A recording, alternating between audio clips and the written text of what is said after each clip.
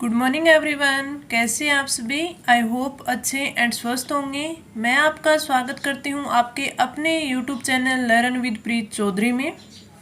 हम जो हमारे आर एस प्री 2023 की जो टेस्ट सीरीज है वो कर रहे थे, जिसमें हमने अब तक है 28 टेस्ट है वो कर लिए हैं और आज का हमारा 29वां टेस्ट रहने वाला है। हम जो ये आपकी टेस्ट सीरीज लेके आए हैं ये आपके पूरे के पूरे सिलेबस को कवर करती है, तो आपके लिए काफ़ी इम्पोर्टेंट है। अब इस सिलेबस में हमें जो आगे करना है वो सिलेक्टेड टॉपिक करने हैं। अब हमें देखना है कि हम किस सब्जेक्ट के कौन से टॉपिक कवर करें, क्योंकि मैंने आपको जब हमारा फर्स्ट टेस्ट था तभी कहा था कि हमारा टारगेट है 100+ मार्क्स लेके आना।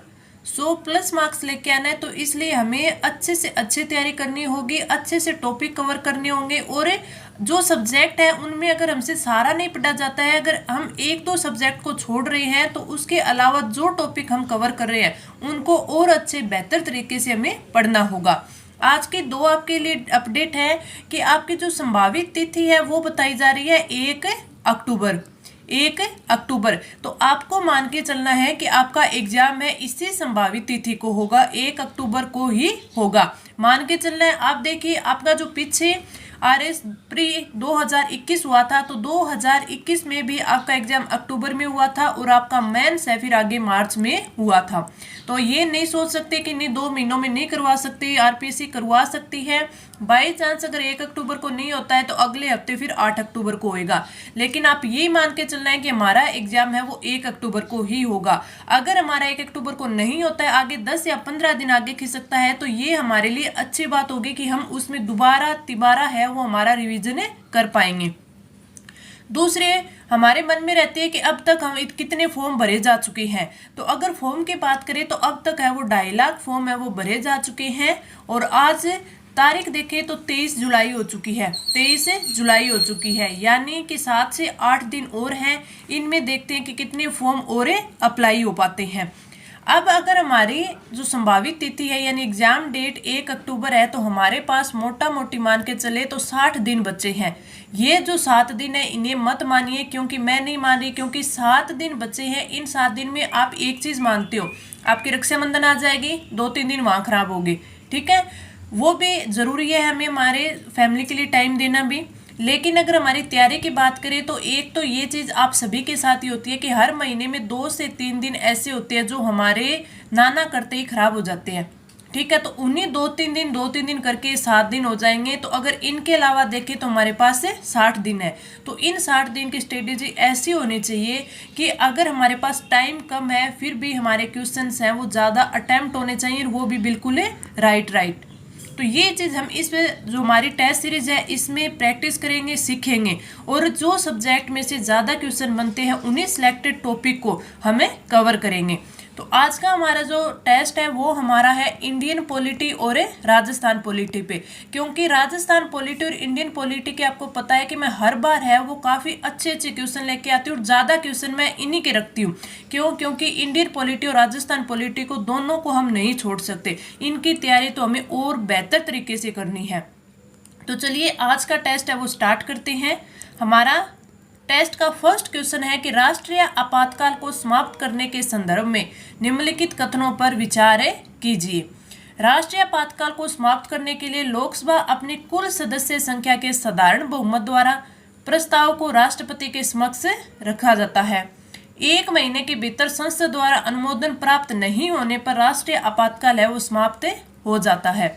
अगर हम बात करें लोकसभा की, तो लोकसभा अगर 1/10 सदस्य, लोकसभा के जो 1/10 सदस्य है वो राष्ट्रपति या फिर आपके लोकसभा के जो स्पीकर है, राष्ट्रपति या फिर आपके लोकसभा के जो स्पीकर है, स्पीकर से अनुरोध करे कि आपातकाल हटाया जाने का प्रस्ताव लाया जाए, तब लोकसभा साधारण बहुमत से इस प्रस्ताव को पास करा सकती है और इस प्रस्ताव को पास करके इसको समाप्त किया जा सकता है।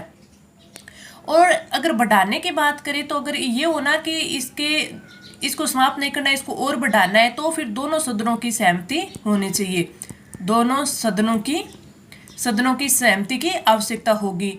और जो आपातकाल लगा हो उस टाइम संघ और राज्य संबंध देखे ना, तो जो संघ है वो राज्य सूची के किसी भी विषय पर है, किसी भी विषय पर या फिर विधि पर है वो अपना निर्माण कर सकती है, यानी किसी भी विषय पर विधि निर्माण है वो संघ कर सकता है।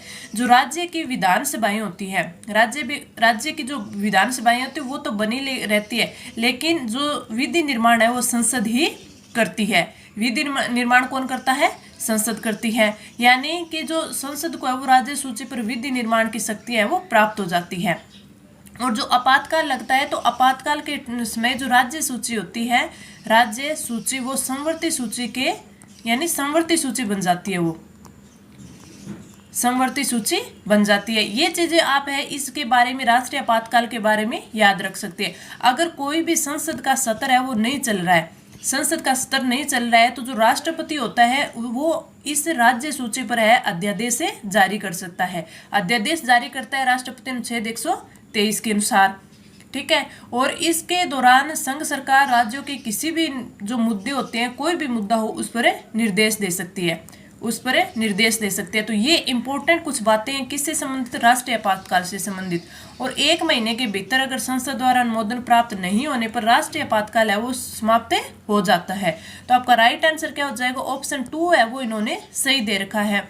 तो हमारा राइट आंसर हो जाएगा ऑप्शन 2, केवल 2 सही है।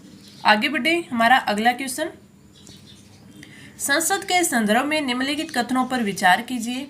यदि संसद का कोई सदस्य 6 महीने की अवधि तक संसदन की अनुमति के बिना सभी बैठकों में अनुपस्थित रहता है तो सदन द्वारा उसके स्थान को रिक्त घोषित है वो कर दिया जाता है। संसद के दोनों सदनों की जो संयुक्त बैठक है में लोकसभा अध्यक्ष की अनुपस्थिति है तो संयुक्त बैठक की अध्यक्षता राज्यसभा का सभापति करता है। इनमें से हमें ये बताना है कि कौन सा कथन है वो सही है। तो इनमें अगर राइट आंसर की बात करें तो राइट आंसर है हमारा जो इसमें ऑप्शन ए, यानी आपका जो कथन ए दे रखा है वो बिल्कुल सही है। तो राइट आंसर हो जाएगा ऑप्शन ए।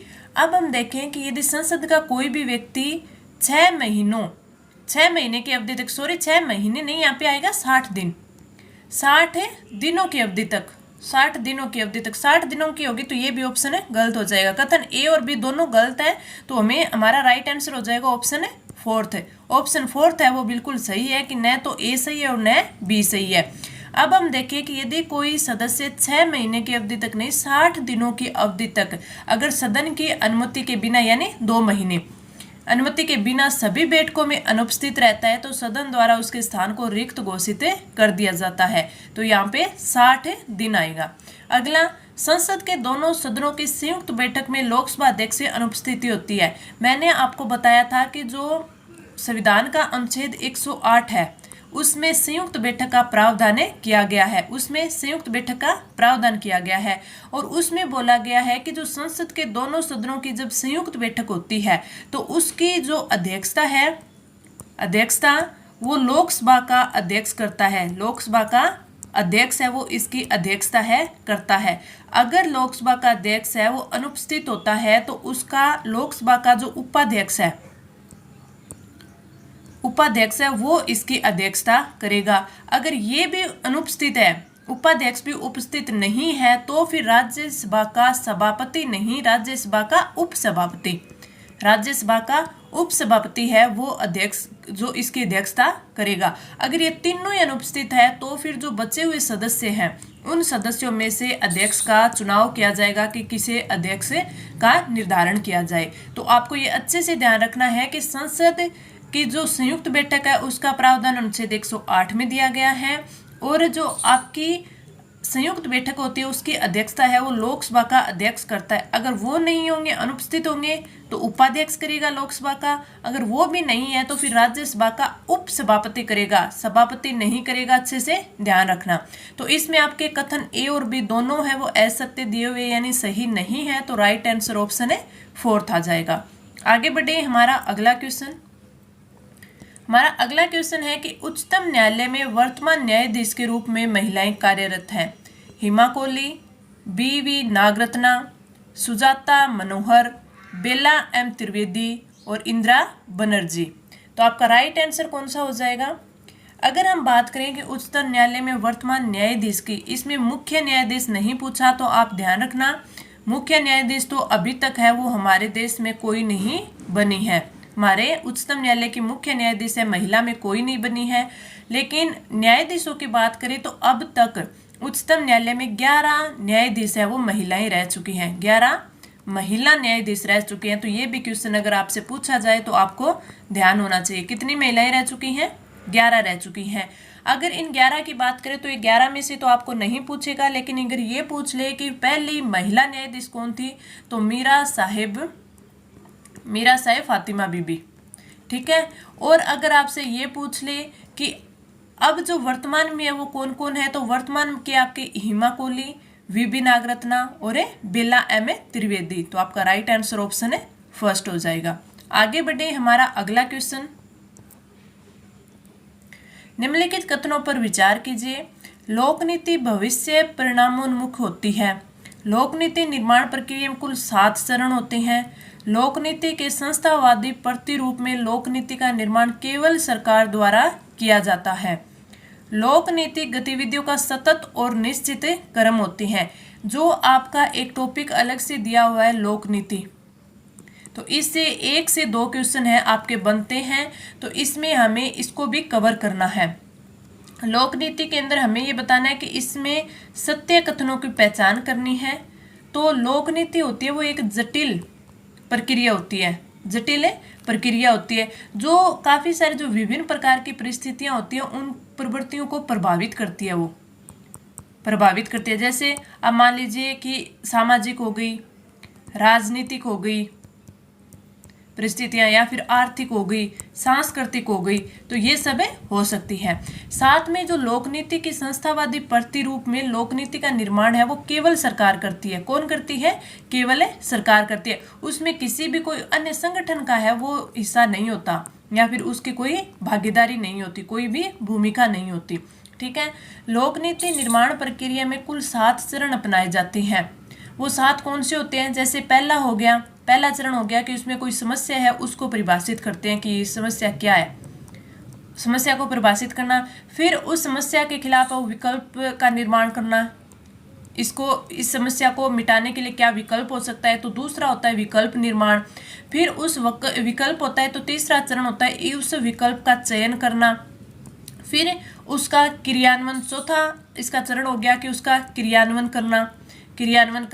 फिर जब तक वो पूर्ण नहीं हो जाता है उसकी देखरेख करना। 5वां चरण होता है उसकी देखरेख करना।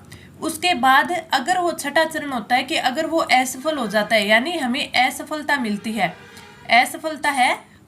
है, तो 7वां चरण ये होता है कि उस असफलता से हमें सबक लेना चाहिए। तो ये 7 इंपॉर्टेंट इसके चरण होते हैं। अगर आपसे बाय चांस पूछ भी ले, मिलान करना आ जाए कि इसमें लोकनीति निर्माण की प्रक्रिया में जो 7 चरण होते हैं वो कौन से नहीं होता, या फिर इनमें से कौन कौन से होते हैं, तो सबसे पहले कि समस्या को परिभाषित करना, उसके बाद विकल्प का निर्माण करना, उसके बाद विकल्प का चयन, फिर उसका क्रियान्वयन, फिर जब तक वो पूर्ण ना हो जाए उसकी देखरेख करना, उसके बाद अगर वो असफल हो जाता है, उसे हमें असफलता मिलती है तो उससे सबक लेना।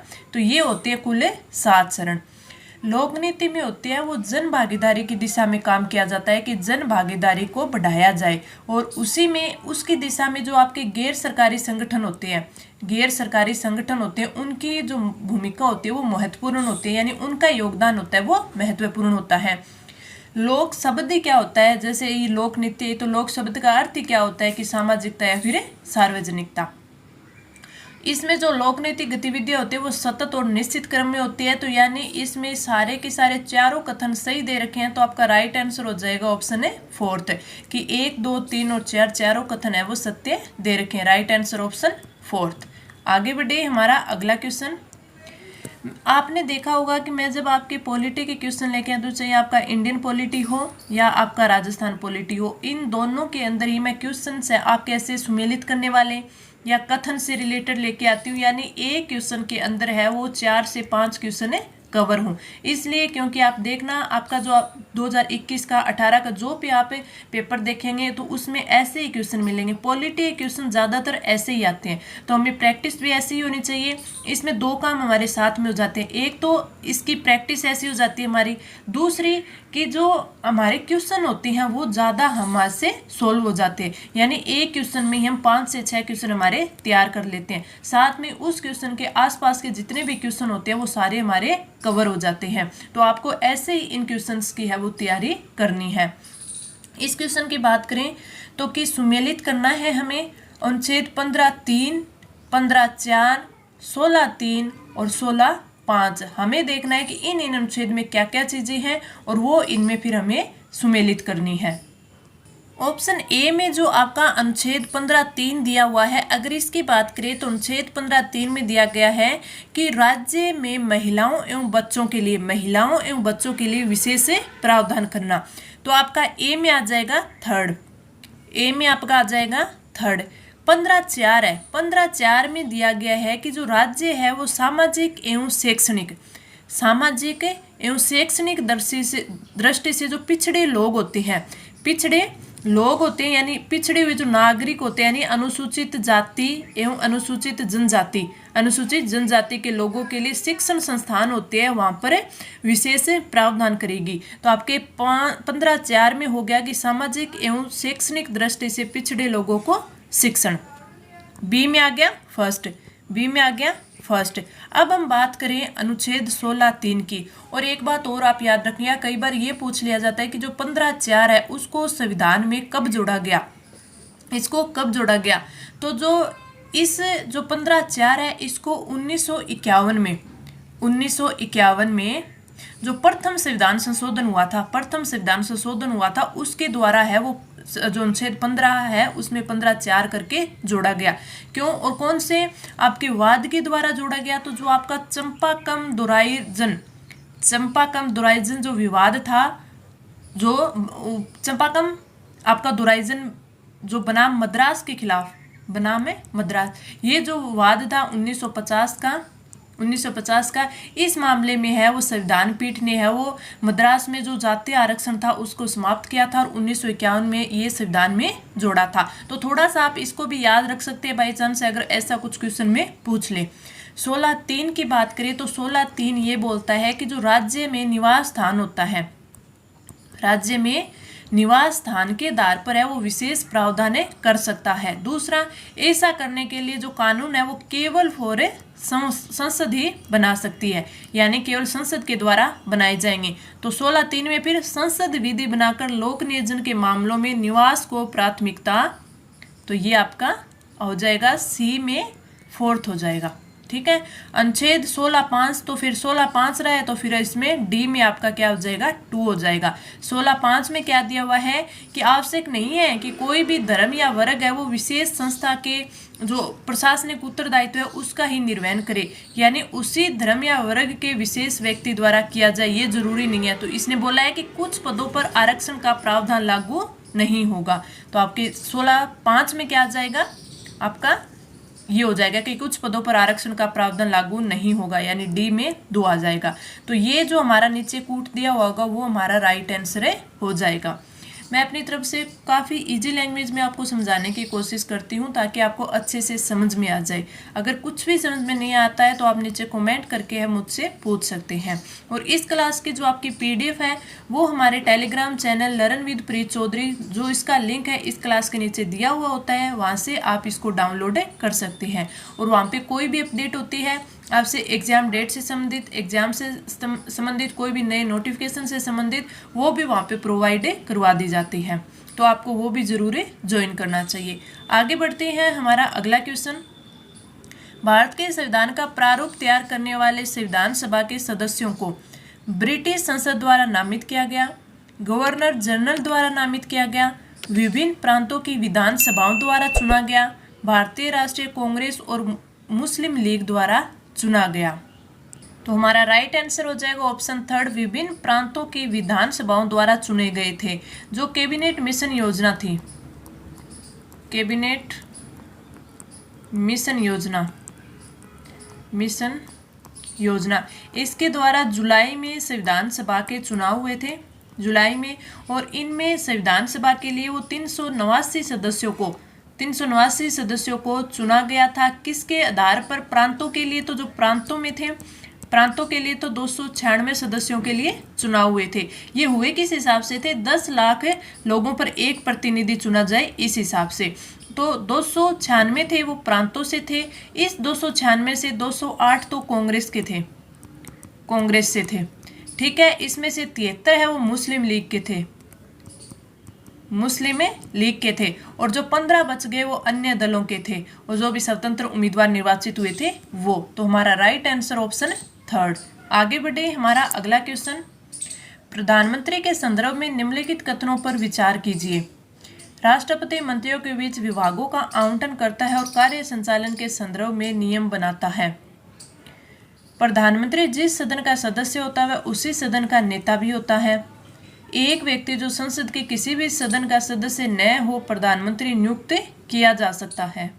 इसमें सत्य कथन की बात करें तो जो आपका कथन बी और सी है ये सत्य दिए हुए हैं, तो हमारा राइट आंसर हो जाएगा ऑप्शन 2, केवल बी व सी।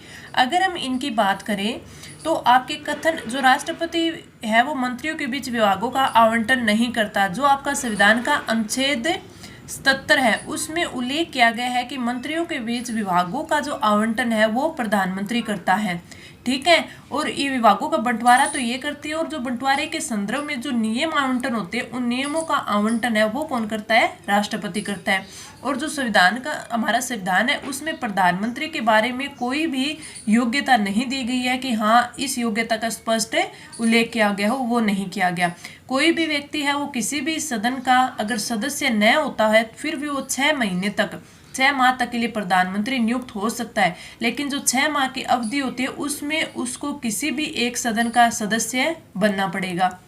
और राष्ट्रपति होता है वो सभी मंत्रियों को है वो शपथ दिलाता है। उनकी शपथ की बात करें तो शपथ और प्रतिज्ञान का प्रारूप है वो आपके अनुसूची 3 में दिया गया है, अनुसूची 3 में दिया गया है। तो इसमें ऑप्शन आपका जो कथन बी और सी है वो बिल्कुल सही दिए गए हैं। आगे बढ़े, हमारा अगला क्वेश्चन, उपराष्ट्रपति की योग्यता के संदर्भ में निम्नलिखित में से कौन सा कथन है वो सही नहीं है? वह भारत का नागरिक हो, अधिकतम आयु 35 वर्ष हो, राज्यसभा सदस्य बनने की योग्यता रखता हो और लाभ के पद पर आसीन नहीं हो।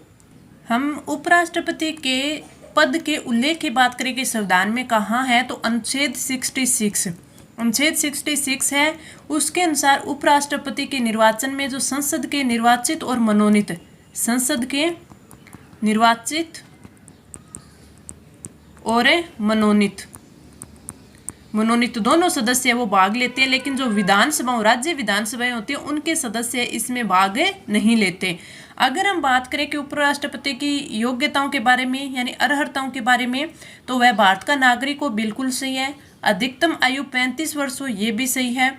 राज्यसभा सदस्य बनने की योग्यता रखता हो और वो केंद्र सरकार या फिर राज्य सरकार के अधीन किसी भी लाभ के पद पर आसीन नहीं हो।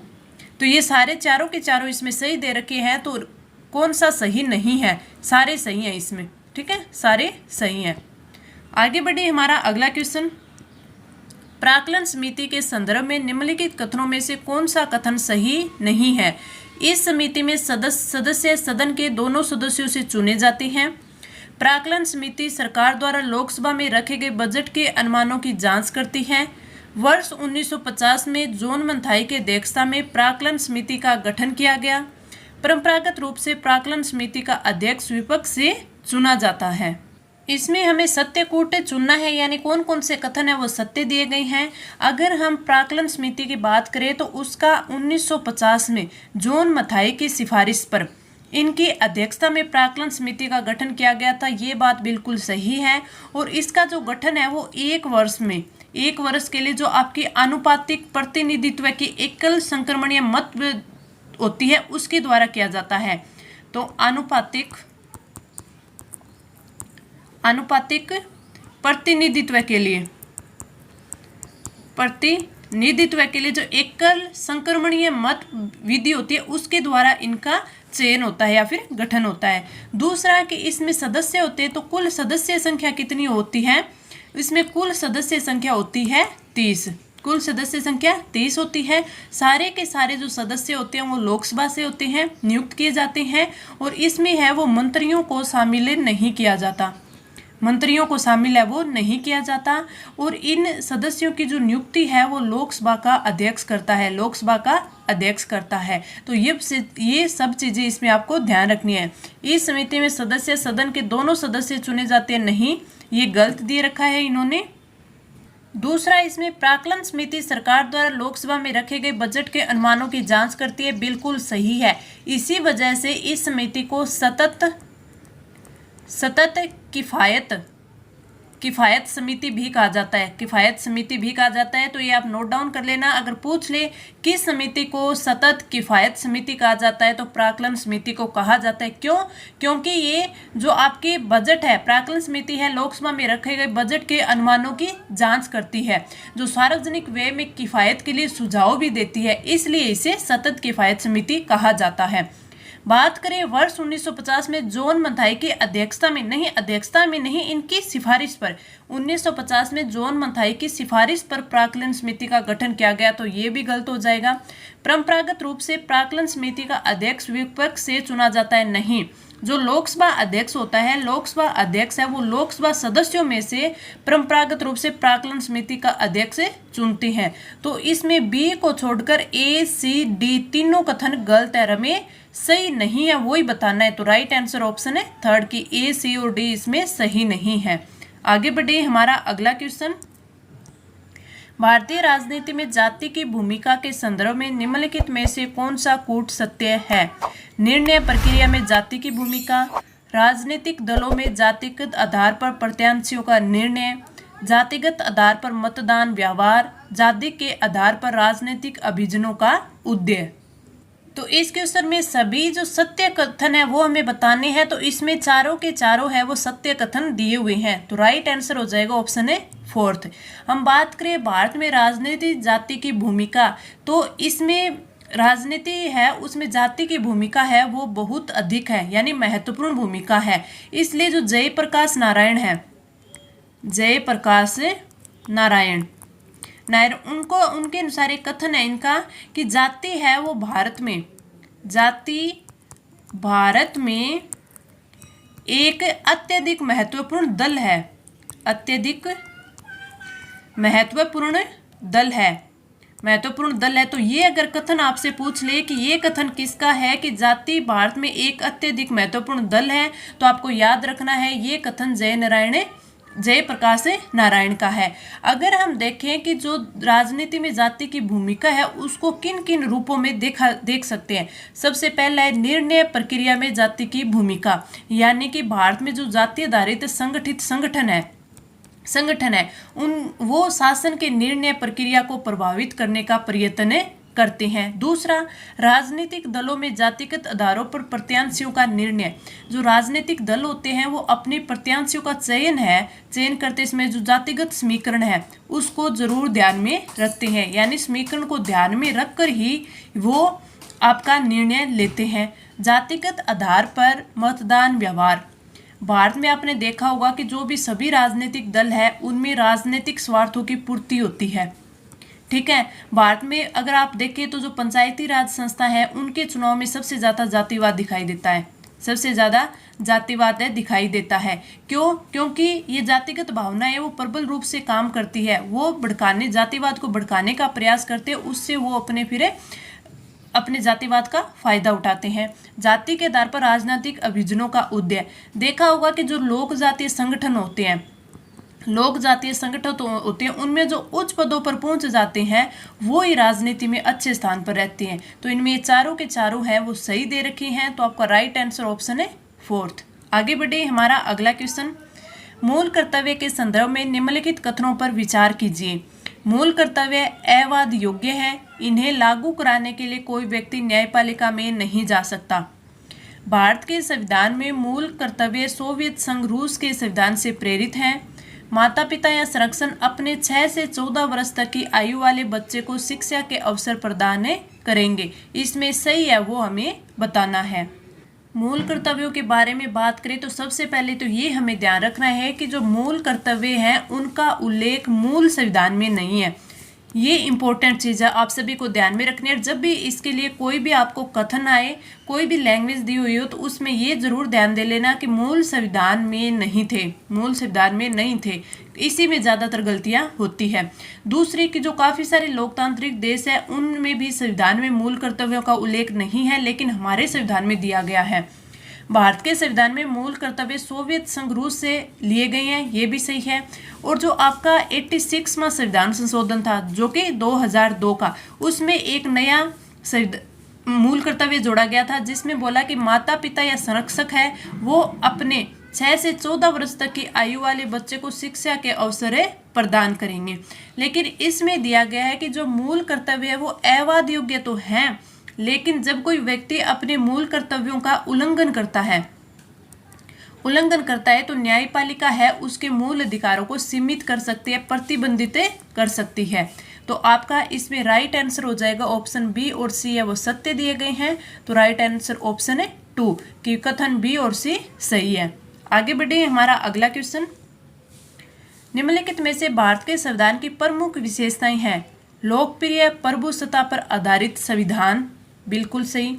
संसदीय शासन व्यवस्था, ये भी सही। मौलिक अधिकार तथा मौलिक कर्तव्य, ये भी सही है। विश्व का सबसे विस्तृत संविधान है, ये भी सही है। संपूर्ण प्रभुत्व संपन्न लोकतांत्रिक गणराज्य, तो ये भी सही है। तो हमारा राइट आंसर हो जाएगा ऑप्शन 4 कि इसमें सारे के सारे कथन है वो सही दे रखे हैं, यानी सारी प्रमुख विशेषताएं हैं वो सही हैं। Right answer option 4। आगे बढ़े, हमारा अगला क्वेश्चन, संविधान सभा के संदर्भ में निम्नलिखित कथनों पर विचार कीजिए। BN राव संविधान सभा के संवैधानिक सलाहकार थे। 22 जनवरी 1947 को उद्देश्य प्रस्ताव को सर्वसम्मति से स्वीकार किया गया। BN राव द्वारा तैयार प्रारूप पर विचार करने के लिए मसौदा समिति का गठन किया गया। 9 दिसंबर 1946 को संविधान सभा की प्रथम बैठक हुई थी। अब ये चारों पांचों क्वेश्चन है, ये सारे के सारे मैंने आज से 5-6 टेस्ट पहले है ये क्वेश्चन मैंने आपको करवाए थे एक एक क्वेश्चन के रूप में। जब मैंने आपको बताया था कि मैं सैटरडे और आपके संडे को है वो क्वेश्चन ज़्यादा लेके आऊँगी, तो उनमें मैं आपको जो क्वेश्चन एक्स्ट्रा लेके आऊँगी उनका सिर्फ राइट आंसर है वो क्लिक करवाऊंगी। तो उनमें सारे के सारे क्वेश्चन है वो सिंगल पर्सन में लेके आई थी।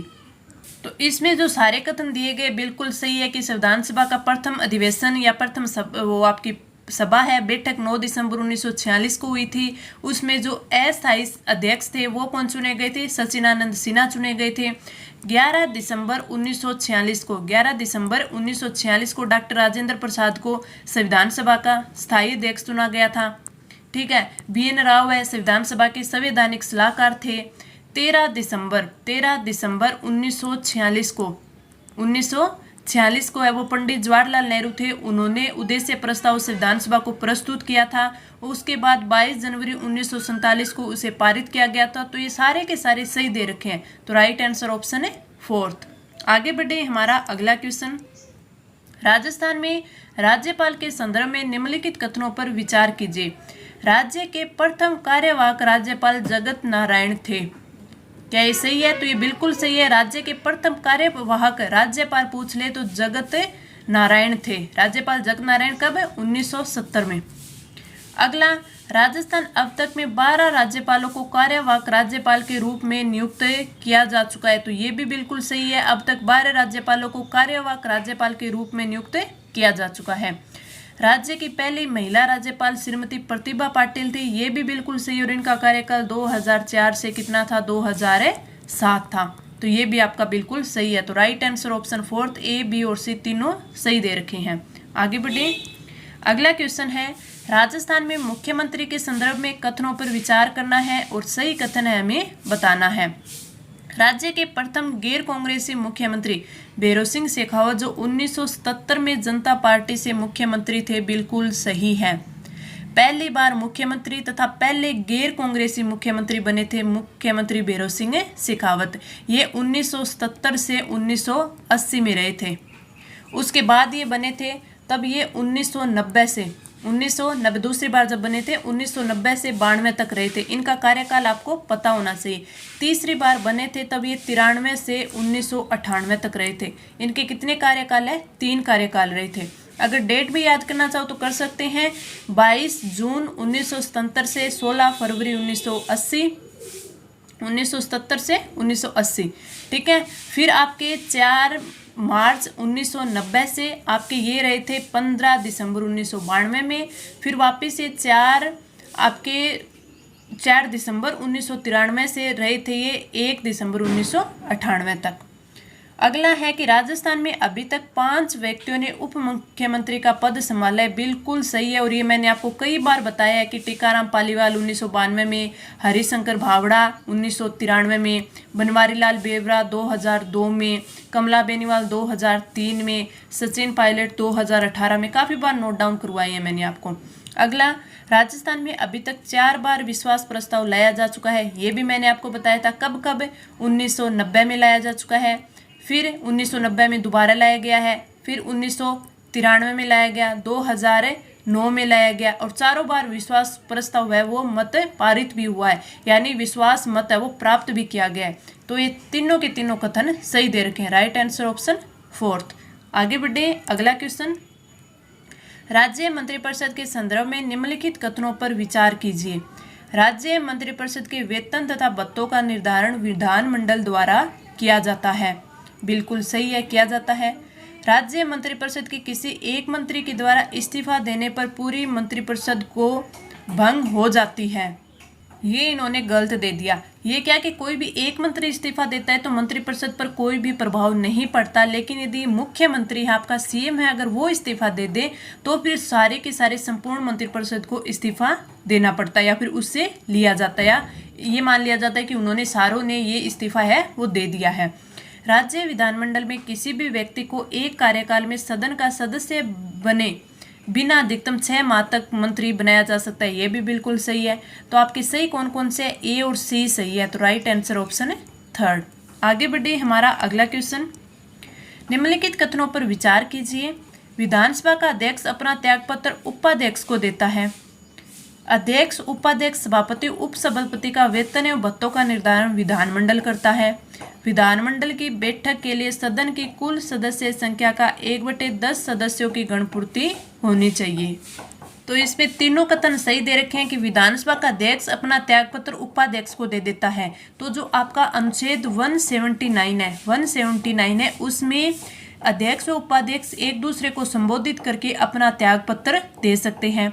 अनुच्छेद 186 की बात करें तो उसमें अध्यक्ष, उपाध्यक्ष, सभापति, उपसभापति, इनके वेतन और भत्तों का निर्धारण है वो विधानमंडल द्वारा विधि के तहत किया जाता है। तो ये किस में दिया है? 186 में।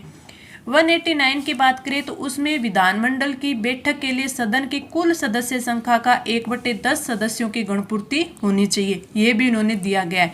और जो विधान परिषद की वर्ष में जो 2 बार बैठक होती है, 2 बार बैठक होती है, उन दोनों बैठकों में 6 माह से अधिक का अंतराल नहीं होना चाहिए। ये भी आपको ध्यान रखना है।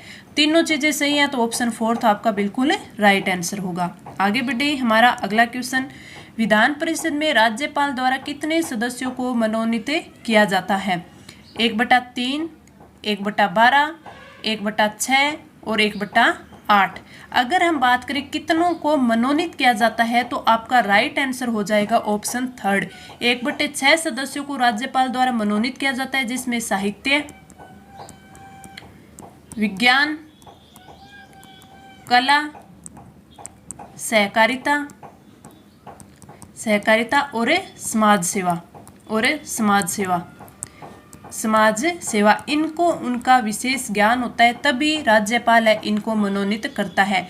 ये सारे भी मैंने आपको बताए थे कि 1/3 सदस्य होते हैं वो विधानसभा सदस्य द्वारा किया जाता है उनका चुनाव। 1/3 सदस्य होते हैं, उन सदस्यों में स्थानीय निकाय जैसे कोई नगर पालिका हो गया, जिला बोर्ड हो गया, उन्हीं से भी चुने जाते हैं।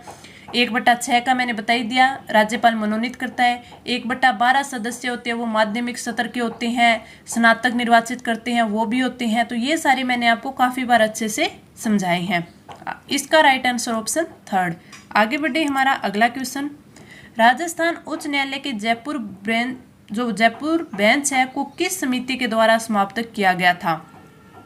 पी सत्यनारायण राव समिति, सरदार स्वर्ण सिंह समिति, शंकर देवराय समिति और राजमन्नार समिति। संविधान का जो हमारा अनुच्छेद 214 है उसके तहत राजस्थान उच्च न्यायालय का उद्घाटन है वो जयपुर के जो महाराज थे, जयपुर के महाराज सवाई मान सिंह जो द्वितीय थे, सवाई मान सिंह द्वितीय थे, उनके द्वारा 29 अगस्त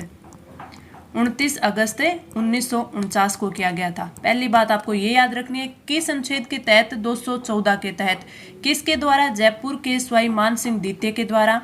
कब? 29 अगस्त 1949 को। संविधान लागू होने के बाद अगर पूछे कि राज्य का जो उच्च न्यायालय के जो प्रथम मुख्य न्यायाधीश थे वो कौन थे, वो थे कैलाशनाथ वांचू, प्रथम न्यायाधीश। ये भी इंपॉर्टेंट है। अगला पूछे तो कि पी सत्यनारायण राव समिति है, उसकी सिफारिश पर जो राजस्थान उच्च न्यायालय उसकी जो जयपुर बेंच है उसको 1958 में समाप्त कर दिया गया था। फिर 1977 में वापस जयपुर पीठ की स्थापना की गई थी। वेरी इंपॉर्टेंट क्वेश्चन है, आप इस पे इंपॉर्टेंट लगा लेना। इसके जितने भी मैं अलग से क्वेश्चन बता रही हूँ वो काफ़ी वेरी इंपॉर्टेंट है। अगर हम पूछ ले आपसे कि पी सत्यनारायण राव समिति थी उसमें कितने सदस्य थे, उसमें 3 सदस्य थे। खुद जो अध्यक्ष थे पी सत्यनारायण राव जी, एक ये थे, इसके अलावा वी विश्वनाथन, और तीसरे जो व्यक्ति थे वो थे बीके गुप्ता। तो ये 500 क्वेश्चन आपको लिखने हैं। प्रथम न्यायाधीश कैलाशनाथ थे वांचू, ये थे प्रथम मुख्य न्यायाधीश। 1958 में पी सत्यनारायण समिति की जो समिति थी उसकी सिफारिश पर समाप्त की गई थी। 1977 में वापस ये पीठ स्थापित की गई थी। इसका जो उद्घाटन है वो किसने किया था, 214 जो अनुच्छेद है उसके तहत किया गया, जयपुर के मान सिंह द्वितीय के द्वारा 29 अगस्त 1949 को। काफी इंपॉर्टेंट क्वेश्चन है, राइट आंसर ऑप्शन फर्स्ट हो जाएगा। आगे बढ़े, हमारा अगला क्वेश्चन, राज्य सूचना आयोग के संदर्भ में निम्नलिखित कथनों पर विचार कीजिए। राज्य सूचना आयोग अपनी वार्षिक रिपोर्ट राज्य सरकार को प्रस्तुत करता है। राज्य के मुख्य सूचना आयुक्त व अन्य सूचना आयुक्तों की नियुक्ति राज्यपाल द्वारा कॉलेजियम के अनुशंसा पर की जाती है। राज्य सूचना आयोग के निर्णय के विरुद्ध अपील उच्च न्यायालय या उच्चतम न्यायालय में की जा सकती है। तो ये आपका बिल्कुल सही है, कॉलेजियम के अनुशंसा पर ये भी बिल्कुल सही है, और आपका ऑप्शन फर्स्ट भी बिल्कुल सही है। तो तीनों के तीनों कथन सही है, तो राइट आंसर ऑप्शन है फोर्थ। आगे बढ़े,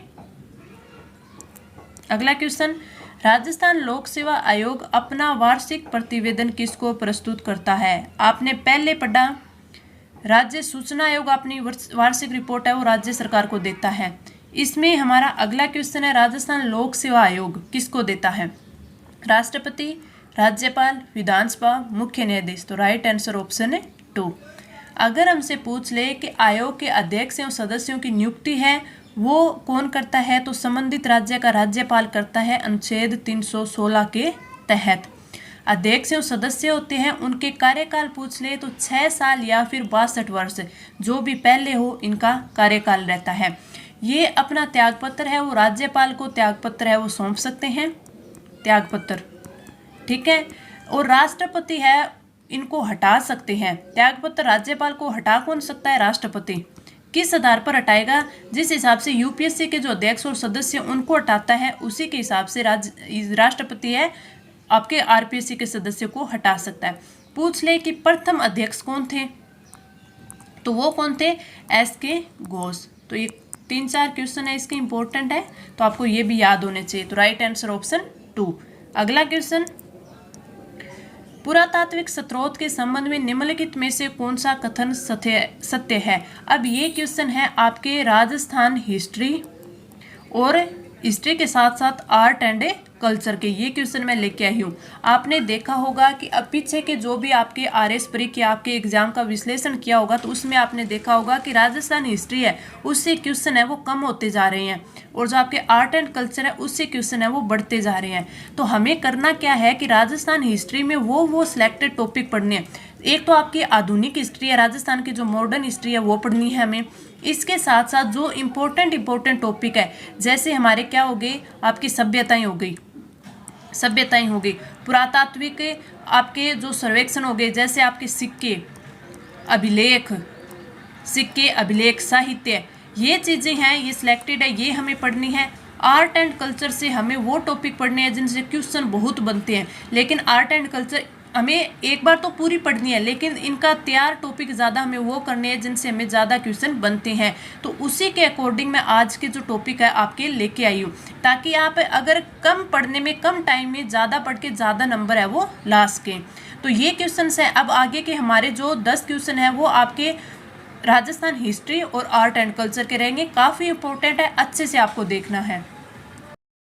कथन ए, 1883 ईस्वी में भारतीय पुरातत्व सर्वेक्षण विभाग की स्थापना अलेक्जेंडर कनिंघम के नेतृत्व में हुई थी। 1871 में राजस्थान में पुरातत्व सर्वेक्षण का कार्य प्रारंभ करने का श्रेय ACL काराइल को दिया जाता है। तो आपका राइट आंसर हो जाएगा ऑप्शन है बी। आगे बढ़े, हमारा अगला क्वेश्चन, निम्नलिखित प्रशस्ति को उनके सही कालानुक्रम से सुमेलित कीजिए। अब ये जो मैं एक्स्ट्रा क्वेश्चन लेके आती हूँ ना, अब इनको मैं सिर्फ आपको पढ़कर ये बताऊंगी कि किस प्रकार हमें इनको अटेम्प्ट करना है, किस प्रकार इन क्वेश्चंस को एलिमिनेट करके इनके ऑप्शन को किस प्रकार इसे अच्छे से कवर करें, ये मैं आपको इनको बताऊंगी। पहला इसमें दिया हुआ है रणकपुर प्रशस्ति। तो अगर हम रणकपुर प्रशस्ति की बात करें तो ये प्रशस्ति कब की है, ये है 1439 की, 1439 की। तो इसमें दिया हुआ है डी में, तो ए में डी आना चाहिए। तो ए में डी है, आपके ऑप्शन है सी में दिया हुआ है, और सारों में ही नहीं दिया हुआ, तो हमारा ऑप्शन सी ही सही हो गया। कई बार तो ऐसे क्वेश्चन आते हैं, ये हमें जब इसमें 4 में से 1 का भी पता हो तभी राइट हो जाते हैं, और कई बार जब हमें 2 का भी पता होता है और 2 का नहीं होता फिर भी हमारा सही नहीं होता, वो उस टाइम लक की बात हो जाती है। कीर्ति स्तंभ प्रशस्ति की बात करें तो ये कब है, 1460 का है। राय सिंह की प्रशस्ति है, ये कब की है, ये आपकी है 1594 की। राज प्रशस्ति है, ये है 1676 की। तो राइट आंसर ऑप्शन सी। आगे बढ़े, अगला क्वेश्चन है, निम्नलिखित में से कौन सा शिलालेख उसकी तिथि तथा प्राप्त स्थान से सही सुमेलित है। कणसवा लेख 738 ईस्वी कोटा। तो आपका जो फर्स्ट है ये बिल्कुल सही दे रखा है, कणसवा लेख 738 ईस्वी कोटा, ये बिल्कुल सही दे रखा है। बाकी के इसमें गलत दे रखे हैं। अब ये जो क्वेश्चन आपके शिलालेख से संबंधित है, अभिलेख से संबंधित है, और साहित्य के जितने भी क्वेश्चन है साहित्य के, मैंने काफ़ी अच्छे से आपकी क्लास जो इम्पोर्टेंट करके मैंने आपसे ली है। अगर आप चाहें तो वो आपकी क्लास शायद आधे घंटे की होंगी, 2-3 क्लासें हो सकती है। राजस्थानी साहित्य और भाषाएं बोलियाँ, ये दोनों टॉपिक काफ़ी इम्पोर्टेंट है, भाषा और बोलियाँ और आपका राजस्थानी साहित्य। तो ये क्लासें आपके लिए काफ़ी इम्पोर्टेंट है, और इनसे क्वेश्चन है वो 2 क्वेश्चन बनते हैं। तो आपके ये 2 क्वेश्चन 2 क्लास में कंप्लीट हो जाएंगे। आप पीछे जाकर इन क्लासों को ज़रूर देखें, और मैं इन क्लासों की जो लिंक है वो इस क्लास के नीचे डाल दूंगी, ताकि इनमें से भी आप कवर कर पाएँ। क्योंकि अब मैं जो ये टेस्ट लेके आती हूँ इनमें तो यही है कि जैसे एग्जाम में 1 या 2 क्वेश्चन आते हैं तो वही 1 या 2 ही मैं इसमें इंक्लूड करवाती हूँ, लेकिन ये पूरे टॉपिक को आप इन क्लासों से पढ़ सकते हैं। आपको फिर पता चल जाएगा ये क्लासें लेने के बाद कि आपको इन टॉपिक में कौन कौन सी चीज़ें हैं वो अच्छे से तैयार करनी है और क्वेश्चन किस प्रकार पूछा जाएगा। तो आपका राइट आंसर ऑप्शन ए। आगे बढ़े, हमारा अगला क्वेश्चन, प्रशस्तियों यानी अभिलेखों में उल्लेखित जानकारी के संदर्भ में निम्नलिखित में से कौन सा कथन पूर्णतः सत्य है। पूर्णतः सत्य। मंडोर अभिलेख, यह अभिलेख प्रतिहार शासक नागभट्ट प्रथम के बारे में जानकारी प्रदान करता है। इसमें मैं आपको राइट आंसर की बात बताता हूँ, तो इसमें राइट आंसर होगा हमारा ऑप्शन है डी, बड़ुआ यूप अभिलेख मोखरी शासकों की जानकारी देने वाला सबसे पुराना अभिलेख है। बिल्कुल सही दे रखा है, राइट आंसर होगा आपका ऑप्शन है डी। आगे बढ़े, हमारा अगला क्वेश्चन, इस साइड है वो रियासतें दे रखी है और इस साइड है वो सिक्के दे रखे हैं। हमें बताना है कौन सा युग्म सही सुमेलित है, इसमें कौन सा सही सुमेलित दे रखा है वो बताना है। तो वो हमारा है शाहपुरा में 11 सिंधा, तो ये हमारा बिल्कुल सही दे रखा है। आगे बढ़े, तमच्चा शाही ये धौलपुर के हैं। आगे बढ़े, हमारा अगला क्वेश्चन, इस साइड सिक्के, इस साइड रियासत और इस साइड सिक्के दे रखे हैं, इन सब का हमें मिलान करना है। देखिए क्वेश्चन है वो सिक्के और अभिलेख इनसे बनता है। एक क्वेश्चन तो इनसे आता है, दूसरा जो आपकी रचनाएं होती हैं यानी साहित्य में जो रचनाएं होती है उनसे भी आता है। तो इम्पोर्टेंट है ये चीज़ें आपके लिए। सबसे पहले हम बात करें आपके उदयपुर के कौन से सिक्के थे? तो उदयपुर के चांदोड़ी सिक्के थे, यानी ए में सी आएगा। ए में सी है वो आपके ऑप्शन बी में दे रखा है, तो ये आपका राइट आंसर होगा। कोटा की बात करें तो कोटा के मोहम्मद बिंदार कक्स ये इसके सिक्के थे। जोधपुर की बात करें तो जोधपुर के ललुलिया। झालावाड़ की बात करें तो पृथ्वीशाही। तो ये आपका जो राइट आंसर होगा ऑप्शन है बी हो जाएगा। आगे बढ़े हमारा अगला क्वेश्चन। अब ये जो मैं 10 क्वेश्चन लेके आई हूँ, इनसे आपको पता चल जाएगा कि हमारे हिस्ट्री में इंपॉर्टेंट क्वेश्चन है वो किस टॉपिक से बनते हैं।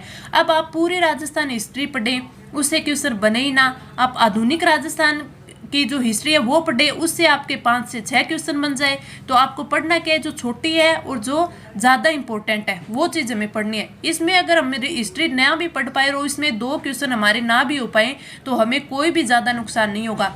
लेकिन हम अगर राजस्थान के आधुनिक हिस्ट्री नहीं पढ़े उससे हम 5 से 6 क्वेश्चन मिस कर दे तो वो हमारे लिए ज़्यादा नुकसान देगा। इस क्वेश्चन की बात करें, निम्नलिखित में से किस ताम्रपत्र से किसानों से वसूली जाने वाले लाल बाग की जानकारी के बारे में पता चलता है?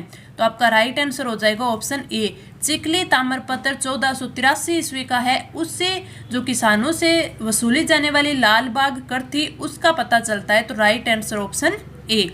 आगे बढ़े अगला क्वेश्चन। इस साइड है वो संस्कृत के साहित्य दे रखे और इस साइड है प्रमुख रचनाएं दे रखी है।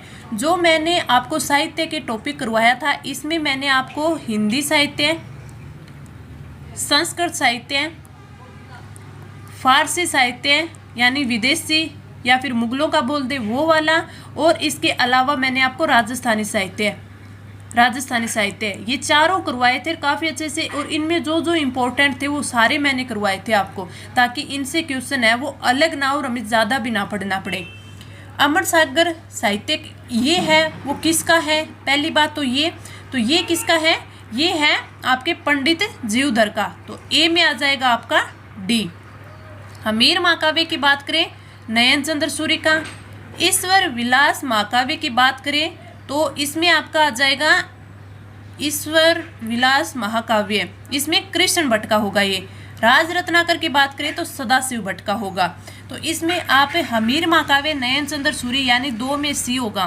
तो 2 में अगर सी में देखें तो हमारा ऐसे देखते हमारा ऑप्शन 4 है वो सही हो सकता था अगर एक भी हमें याद होता। जो इजी हमारे जल्दी याद हो जाते हैं उसकी बात कर रही हूँ। तो राइट आंसर ऑप्शन डी।